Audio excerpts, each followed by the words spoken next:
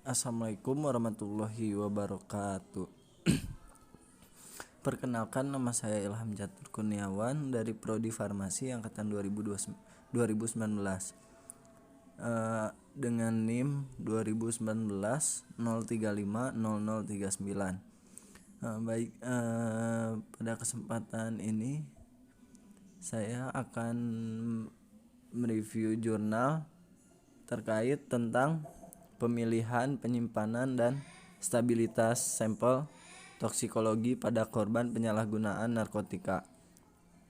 Nah, pada jurnal ini terdapat pendahuluan, kemudian pemilihan sampel, cara penyimpanan sampel, kemudian ada stabilitas sampel, kemudian ada aspek hukum pidana dan daftar pustaka. Nah, pada jurnal ini saya akan menyampaikan dari pendahuluan. Untuk jurnal ini, untuk pada jurnal pemilihan, penyimpanan, dan stabilitas sampel obat pada korban penyalahgunaan narkotika ini, di mana dalam setahun penyalahgunaan narkotika ini hampir 12% dalam setahun, atau dengan jumlah 15,5 juta jiwa sampai dengan 38,6 juta jiwa penyalahgunaan narkotika di dunia. Itu pada usia 15 sampai 64 tahun. Dan kemudian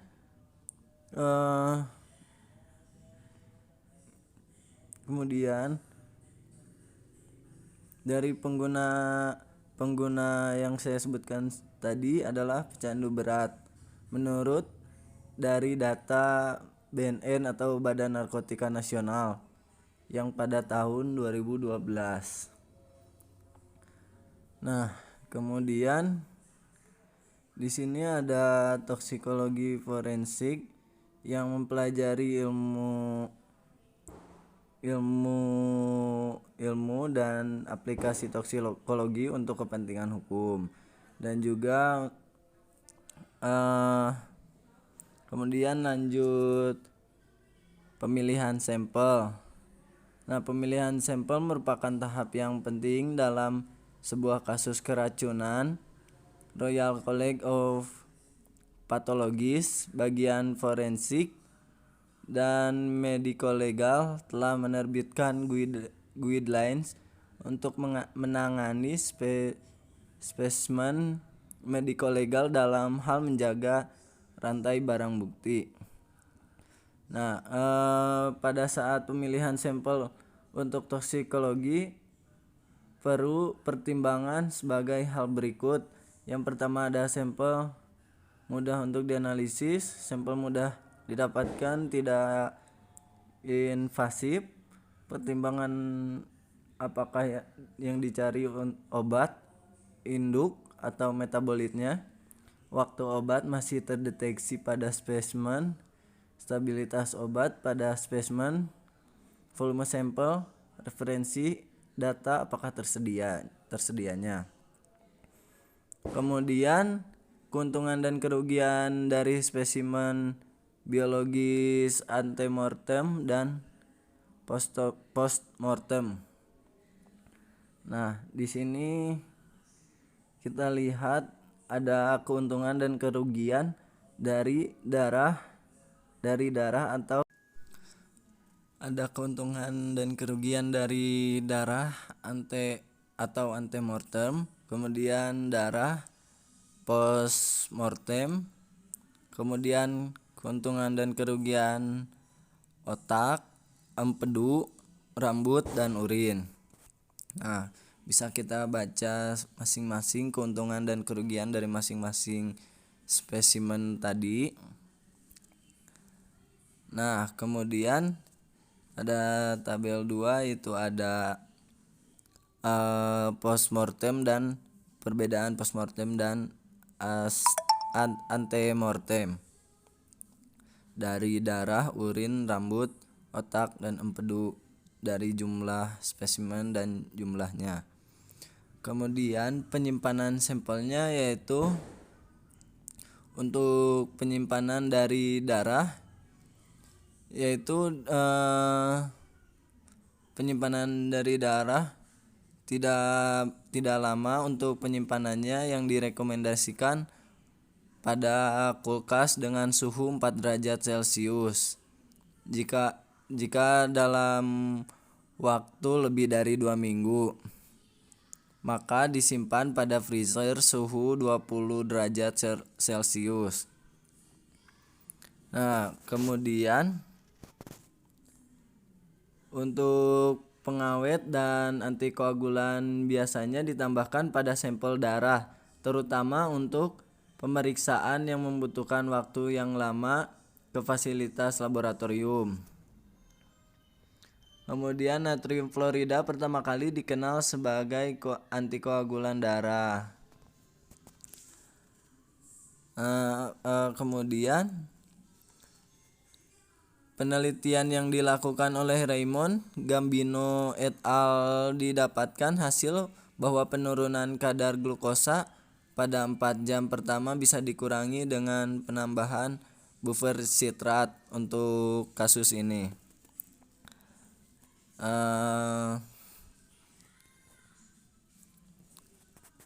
Itu tadi dari darah. Kemudian dilanjut untuk urin. Untuk kasus urin yang kasus korban hidup, urin diambil yaitu urin pancar tengah, disimpan di botol plastik steril dengan pengawet natrium fluorida. Sampel urin bersifat lebih stabil dibanding darah. Penyimpanan di suhu ruangan masih kemungkinan, tetapi lebih baik jika disimpan di kulkas suhu 4 derajat Celcius. Kemudian untuk sampel rambut cukup disimpan di suhu ruangan dalam keadaan bersih dan kering. Kemudian stabilitas sampelnya. Untuk mendapatkan hasil yang valid dalam melakukan analisis toksikologi, kita perlu mengenali sifat dan stabilitas dari analit secara umum. Berikut tentang stabilitas beberapa jenis narkotika. Yang pertama ada amfetamin, yang kedua ada ganja, yang ketiga ada opioids, yang keempat ada pensidin, yang kelima ada kokain. Itu untuk jenis-jenis tentang stabilitas beberapa jenis narkotika.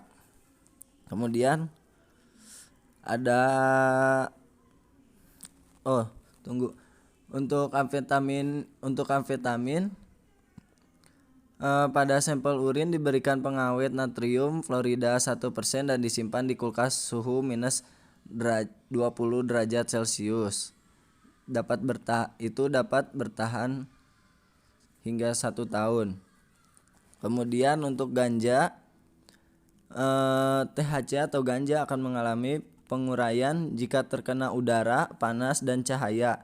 Ganja akan mengalami hidrolisis menjadi cannabidiol atau dioksidasi menjadi cannabinol sebagai hasil kontak dengan udara atau kondisi asam.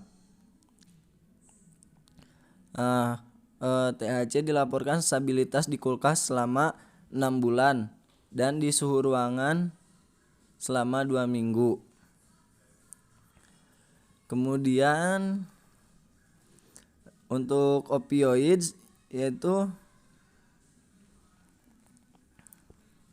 opioids atau 6-monoasetilmorfin merupakan metabolit yang labil dari diamorfin.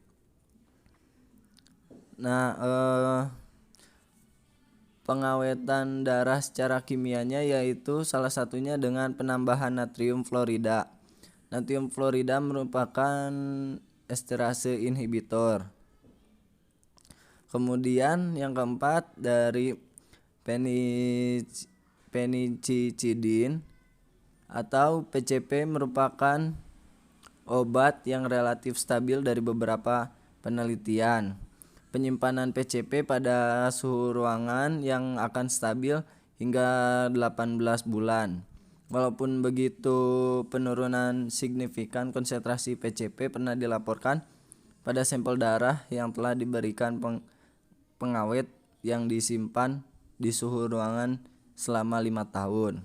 Kemudian yang kelima dari kokain, yaitu kokain mempunyai stabilitas yang sangat buruk karena transformasi kimia dan enzimatik yang menghasilkan produk hidrolisis. Konversi spontan kokain menjadi benzoylgonin terjadi karena kenaikan pH. Pada pH 5 tidak terjadi penurunan. Kemudian ada dari aspek hukum pidananya. Nah, aspek hukum pidananya apabila melakukan pelanggaran atas ketentuan undang-undang akan dikenakan sanksi yang diatur dalam Undang-Undang Nomor 35 Tahun 2009 tentang narkotika, yang dengan pidana paling sedikit yaitu 800 juta dan sampai terbesar yaitu 8 miliar. Itu untuk aspek hukum pidana apabila melakukan pelanggaran penggunaan narkotika. Nah, kemudian ini terakhir daftar pustaka. Mungkin cukup sekian yang saya sampaikan dari Jurnal Pemilihan, Penyimpanan, dan Stabilitas Sampel Toksikologi pada Korban Penyalahgunaan Narkoba. Apabila ada salah kata, saya ucapkan terima kasih. Wassalamualaikum warahmatullahi wabarakatuh.